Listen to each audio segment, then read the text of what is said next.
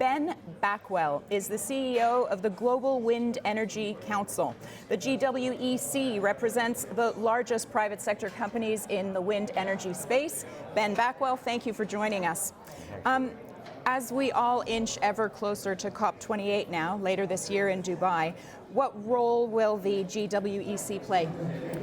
Well, we represent the private sector of one of the largest and most relevant renewable energy technologies, and we work closely with our colleagues and friends in the solar industry and green hydrogen. And really what we do is we try and help governments on how do we implement the energy transition, how do we get to climate targets using the technology available.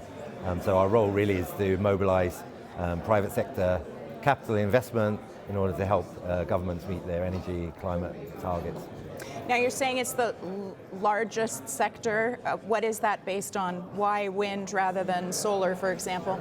Well, no, I mean actually it's wind and solar. If you look at something like the IEA net zero scenario, but they have wind and solar playing the predominant role in the electricity system by 2050, right? And in fact, it's actually, when you get to output, it's pretty similar amounts. So wind is slightly more than solar. Solar has to install a lot more. So solar is actually a bigger industry in terms of megawatts or gigawatts installed, because the capacity factors are lower with solar, so you need to install more solar to get the same effect. But we work with all the technologies really because it's going to need all the technologies. So we work very closely with our friends in the solar industry, green hydrogen, hydropower. I mean, it's going to require a whole suite of technologies to get us all into. What trends are you seeing in the wind industry, and how do you think they'll support energy transition? Well, I mean, the important thing here is what's available right now and can it scale? And again, if you look at available technologies, it's really wind and solar that can step in the gap for electricity, to create green electricity.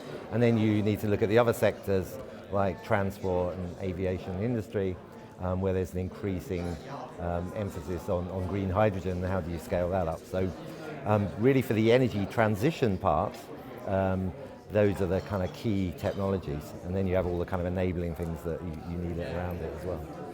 So what are the Council's priorities then in the run-up to COP28?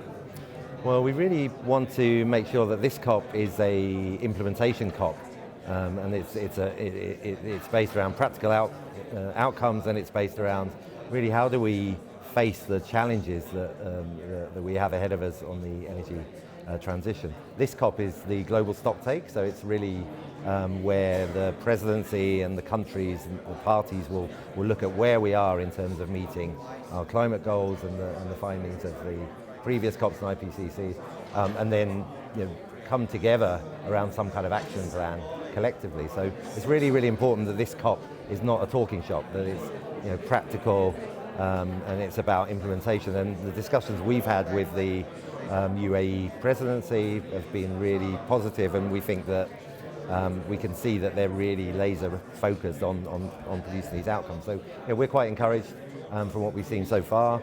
We feel that there's a sense of urgency both with the hosts but also with the countries that are part of this. So it's getting down to business, and it's getting down to actions, not words.